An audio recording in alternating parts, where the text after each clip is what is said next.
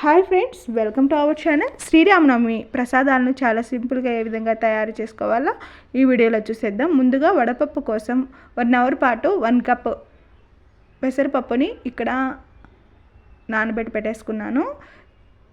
ఈ నానిన పెసరపప్పులో వాటర్ అన్ని వంపేసేసి ఇలా వడగిన్నెలో వేసుకుంటే ఎక్సెస్ వాటర్ ఉంటే అవి కూడా పోతుందండి. ఇక్కడ దీనిలో నుంచి హాఫ్ పెసరపప్పుని ఒక బౌల్లోకి తీసేసుకొని దీనిలో బెల్లం పెట్టుకుంటే మనకి ఒక రకమైన వడపప్పు రెడీ అయిపోతుంది.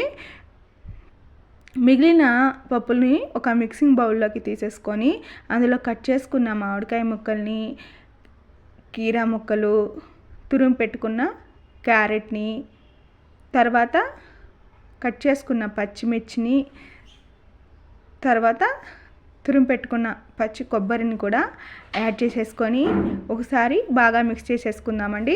బెంగళూరులో శ్రీరామనవమికి టెంపుల్స్లో కంపల్సరీ ఈ వడపప్పుని ప్రసాదంగా పెడుతుంటారు. కొంచెం సాల్ట్ని కూడా వేసేసుకొని ఇంకొకసారి మిక్స్ చేసేసుకుంటే మనకి ఈ వడపప్పు అనేది రెడీ అయిపోతుంది.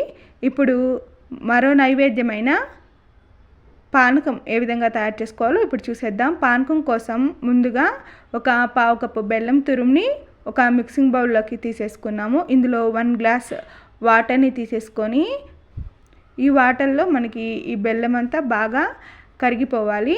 ఈలోపు మనం ఒక చిన్న రోల్లో కొంచెం మిరియాలు, తర్వాత 3 ఇలాచీని కూడా వేసేసుకొని బాగా దంచుకోవాలి.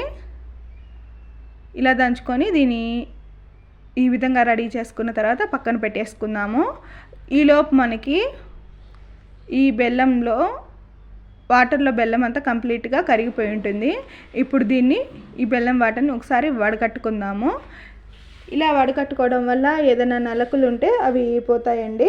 ఇప్పుడు ఇందులో ముందుగా రెడీ చేసి పెట్టుకున్న మిరియాలు, యాలక పౌడర్ని కొంచెం యాడ్ చేసుకొని ఒకసారి మిక్స్ చేసేసుకొని తర్వాత కొంచెం తులసాకులను కూడా వేసేసుకుంటే మనకి పానకం కూడా రెడీ అయిపోతుంది. ఈ వీడియో కనుక మీకు నచ్చినట్లయితే please like, share and subscribe to our channel.